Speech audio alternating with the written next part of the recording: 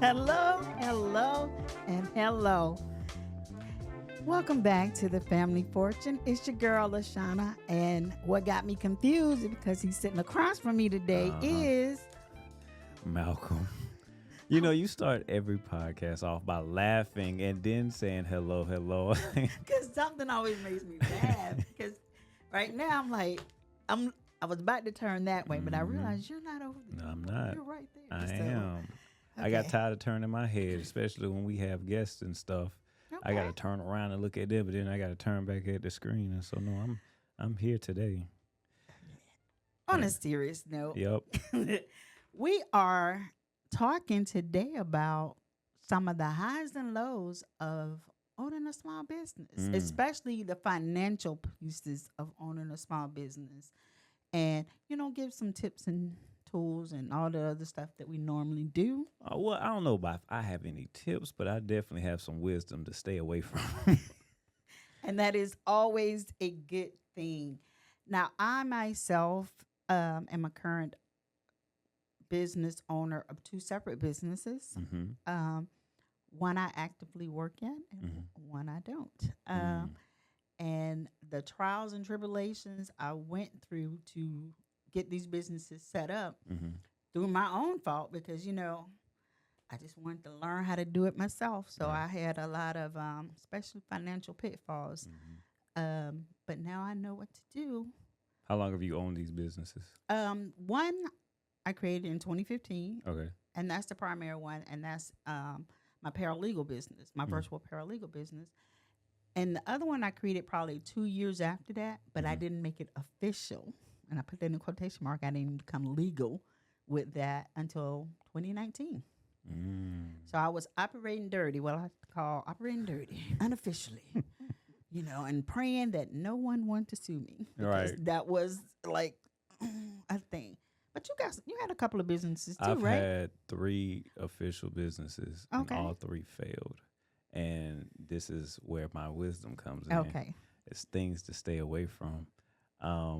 When it comes, it's not necessarily like I wasn't getting customers because what I was offering, there was a need for. What were your businesses? So all of them were basically the same. There was under 3 different names because I kept trying it, learning from my mistakes or whatever. Okay. It was a multimedia business. Okay. And slight marketing because it depended on which business I had people helping me. Okay. And I offered video production, graphic design, and it was majority web design. I was getting websites, creating what I call a virtual real estate for small businesses. Oh, see, that's a good catch. I like that.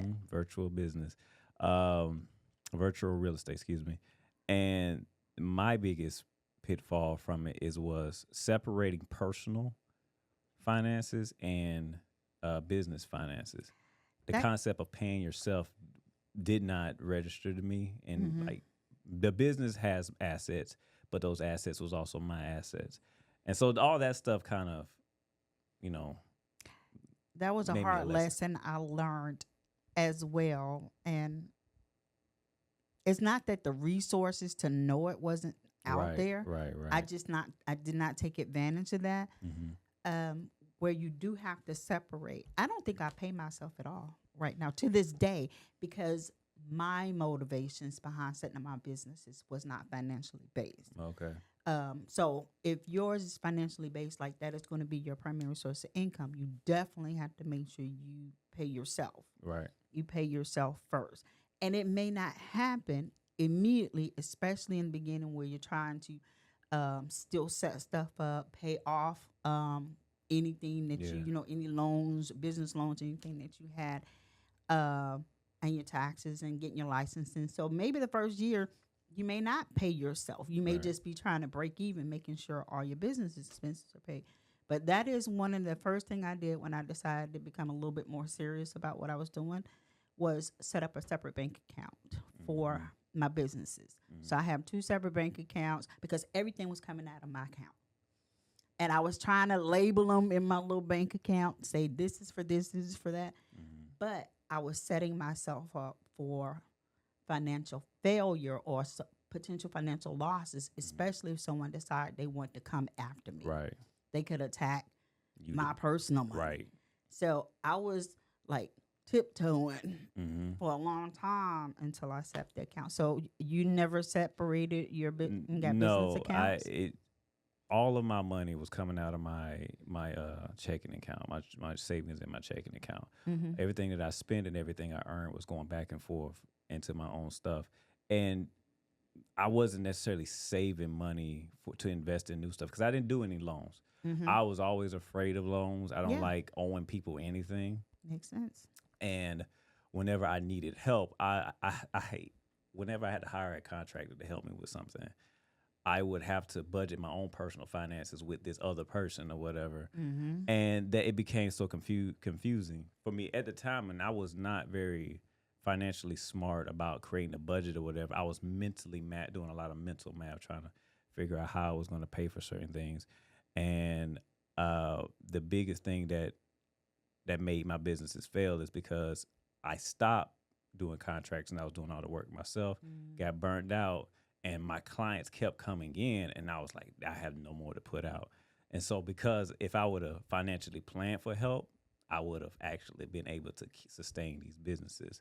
Mm-hmm. And then also there was stuff like, I don't think the LLC was like a confusing thing to me, but just taxes in general. Mm-hmm. Like it was my last business where I realized how to pay for taxes, well, how to account for taxes.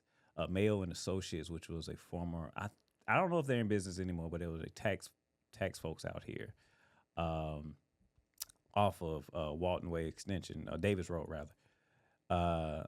They told me just a safe margin is 20% of whatever your sale is. Just save that, Mm-hmm. and that's what you owe Uncle Sam at the end of the day. That took me years to figure out too. What Mhm. I knew it, but just like you, I was using my personal finances Mhm. to fund a lot of stuff. And for the first few years, I was not an LLC. I Mhm. was just a sole proprietor.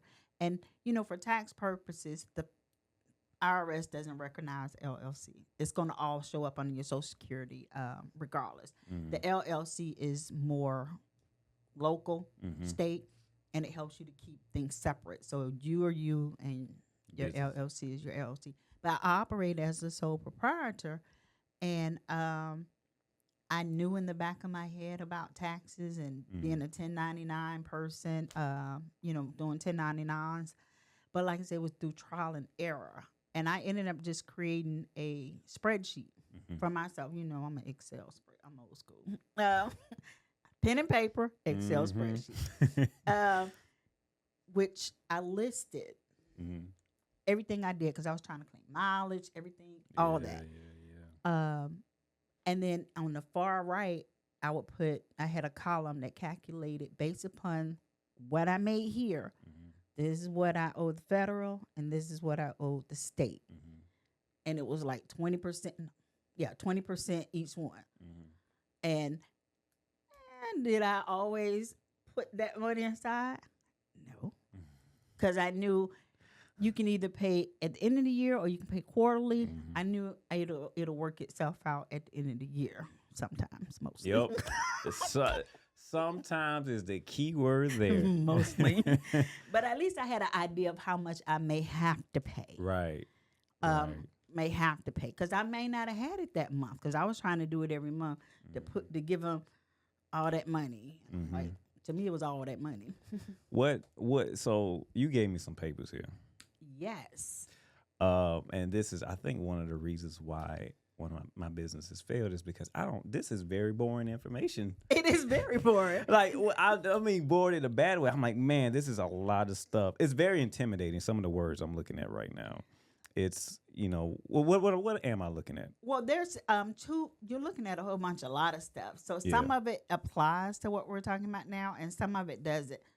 So like this one talks about yeah. closing your business. We don't have to do with that. And then there's different legal. This is making yourself legal. Yeah. And then not just legal in, the codes and regulations and everything else, but also to be kind of financially legal too, because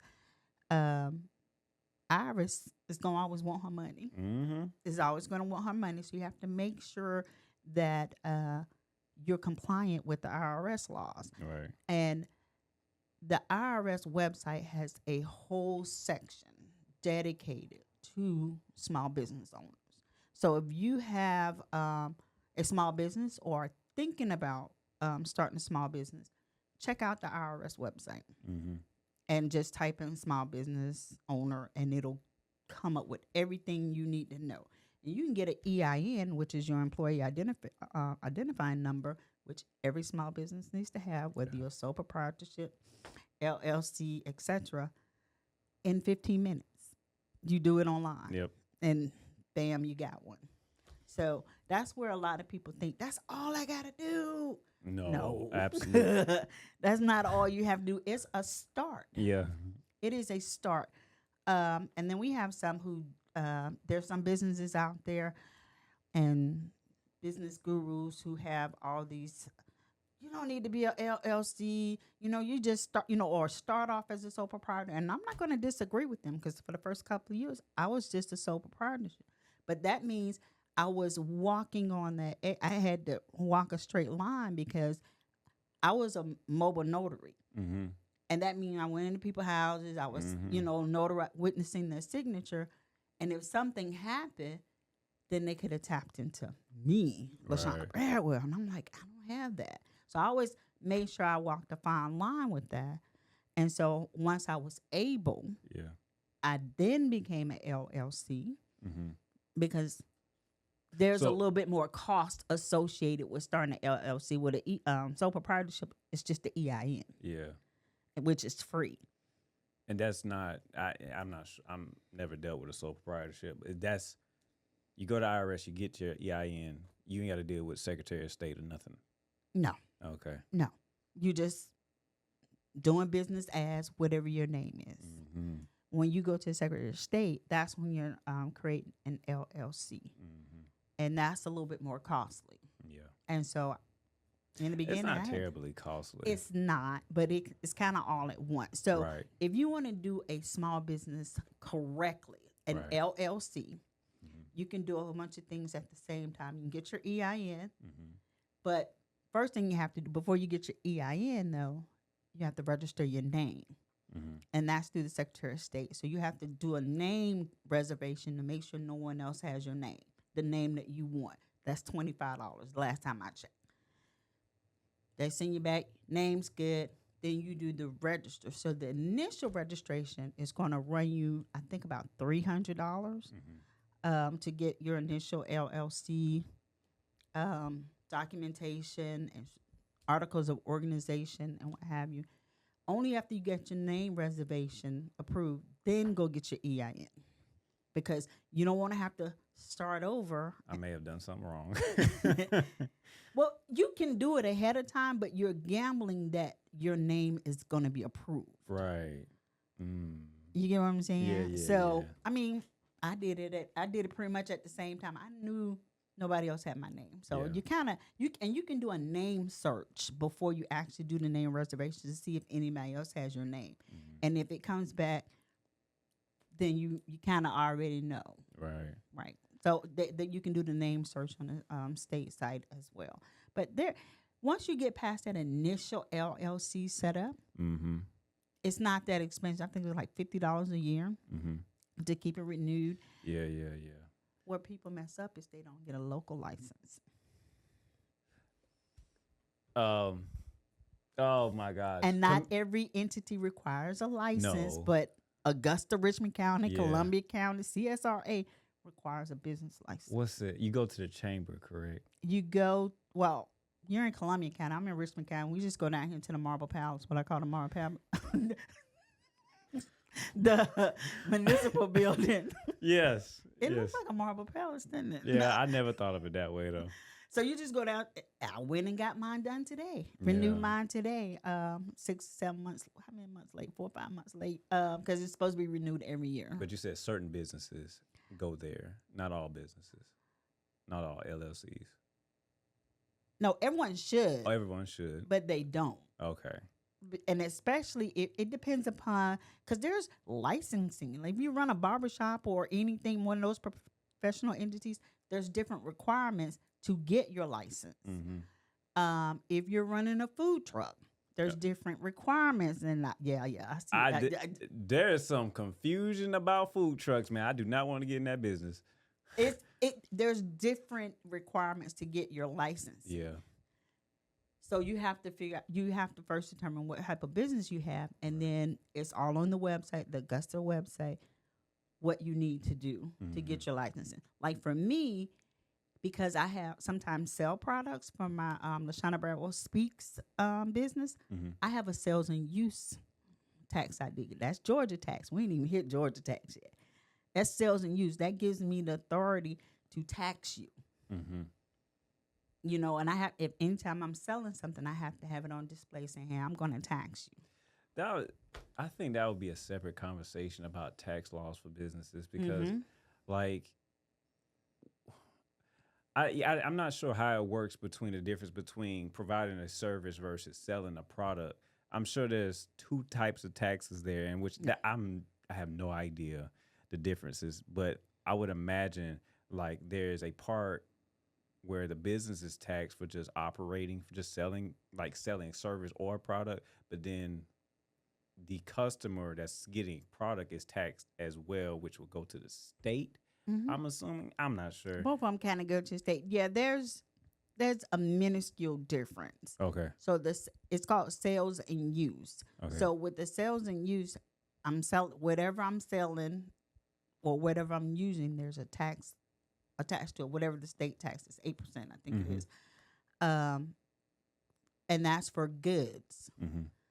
For services, I don't tax. There is really no tax because we're providing a service. Right. However, as a business, I do have business taxes. So take my other business. So on one business, I have a sales and use, and the other business, I just pay taxes. Because it's employment tax. Right. It's a different thing. I'm providing a service. It's income. I'm taxed on that income. I do not tax the person that's hiring, if that makes sense. But yeah, we're going to have to do a separate podcast on that because it's deep. I don't want to confuse anybody or what have you. And I always tell people, make sure you do your own research. This comes from years of trial and error. Right. When, trying to figure things out. And, I'm old school. I wish they still had the card catalog because I was in the library a lot looking up stuff. I have everything bookmarked. And this book I was showing you earlier is my book. Yep. It's my book. It's got all my business stuff in here, from bank stuff to my licenses to everything, all in one place. And as things get updated, I try to stay on top of it as well. Okay. I had a question. My brain just farted. While you thinking about it, yep. One of the other financial pitfalls I fell into was I was in such a rush to just get out there. Yeah. Staples know me by first name by now.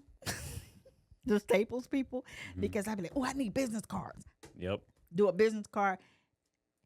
Look at it when I get back. I'm like, doggone it, that's so wrong. And I just spent 20, whatever, however much it was for a box of business cards. Throw them in the trash because I messed them up. So that was a constant for me. Just my thing was I didn't want to take my time. Yeah. Take your time. And don't feel like you have to do everything that you see everybody doing. I was paying for ad stuff. I was paying for banners, posters, little stuff you hand out. And it all ended up in boxes in my garage that I eventually threw out. I have my last business, I have a bunch of marketing, branding material. I'm like, why do I need this? I'm not a pop-up shop. I'm not going up to venues and just, I'm selling products. I'm selling a service rather. And a lot of my clients at the time, even still now when I do like stuff here and there, it's all through word of mouth. So it depends on your business. Exactly. Whatever you're doing, exactly, you'll need this. But one thing, my last business I did, because I tried to take it as serious as possible, I did a business plan. The first two, I never did a business plan. I've never done a business plan. Well, what a business plan does, what from the person who created mine, because she just asked me a bunch of information. She put some stuff together or whatever, and it came out beautifully. Took a little while to put it together, but it helped me know where I was going. Mm-hmm. It gave me a concrete goal that I Mm-hmm. basically had to go out and do. Because the first two, I was just out there just doing stuff Yeah.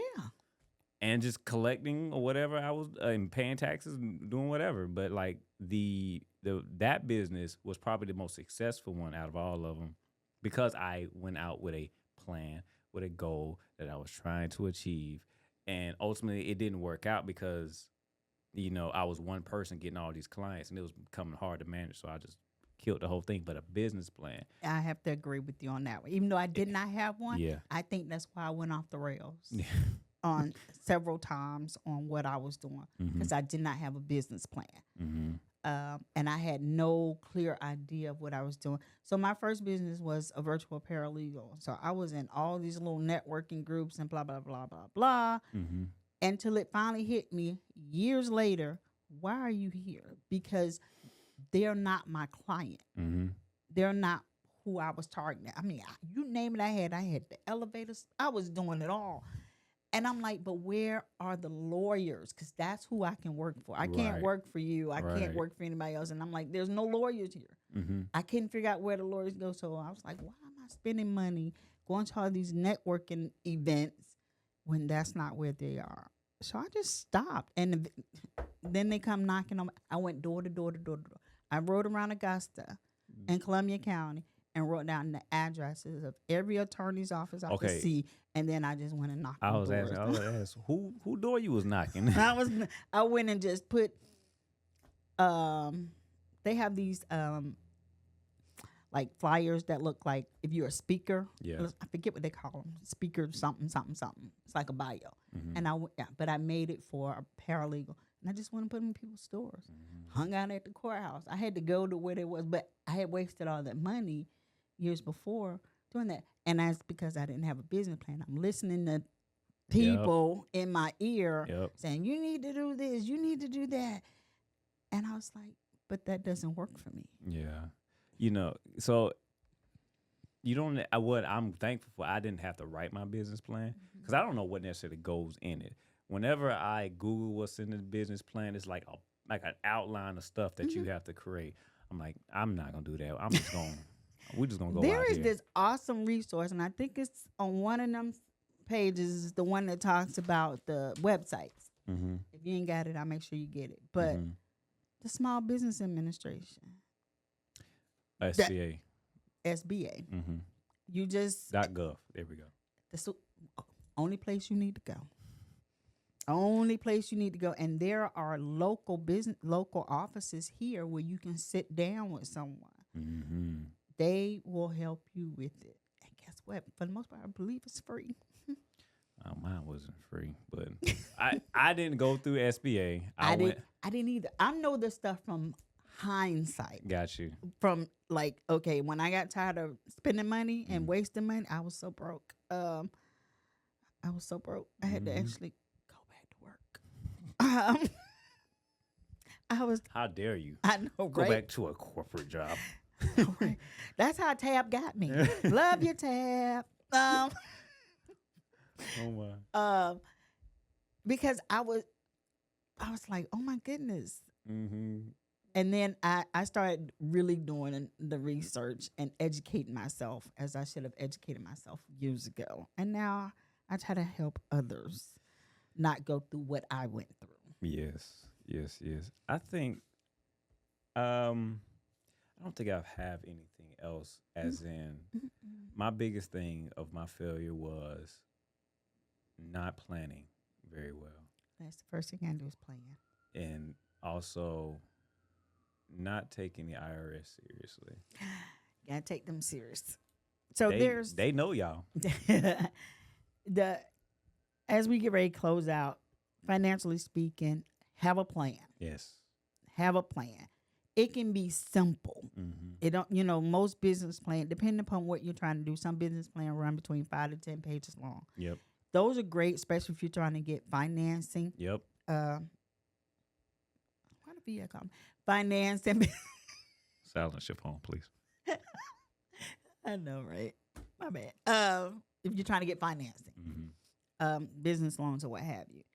But it's also good to outline, like you said, what you're going to do, what your end goal is, what your how you're going to handle your finances, how you're going to handle your taxes. Write all that stuff out. Have a plan, and then 2, look at the IRS website. Understand. I mean, they have an entire section dedicated to small business owners. Read it. Do your research. Figure out what works for you. And 2, don't be so quick to jump on or listen to everyone that's out there. Do your, listen to them, do your own research. Let that TikTok video be your inspiration to start, but that's a good point. It's TikTok and Instagram, like they'll motivate you to start doing something, but once you get that little kick of motivation, use that to actually preparing. Don't just go out and do it, or you're gonna be sitting just like me with 3 failed businesses. And maybe 4, because now I'm thinking about getting back into it. Before you do, go to the Small Business Administration I will website. go. And there's one I can't remember where the office is, and I just told somebody where it's at too. I just told Bree where it's at. So, because she has a huge plan for things that she wanted to do, and I think I gave her this information too. But this has been fun. This has been fun. I laugh because Malcolm's funny, but this is a very serious. Oh, here it is. This is a very serious subject, and make sure. I don't know why I took it off. I thought it was. There we go. And if you're interested in this information, just hit me up with an email, lbradwell@tbcaugusta.org, and I'll make sure I send you all the documents that I just handed off to Malcolm to help you get your small business started off legally correct and financially correct. Okay. You got anything else? You're so silly. Until next time, I'm LaShawna. Nah, I'm Malcolm. In a new seat. Just for today. And this is the Family Fortune. Bye.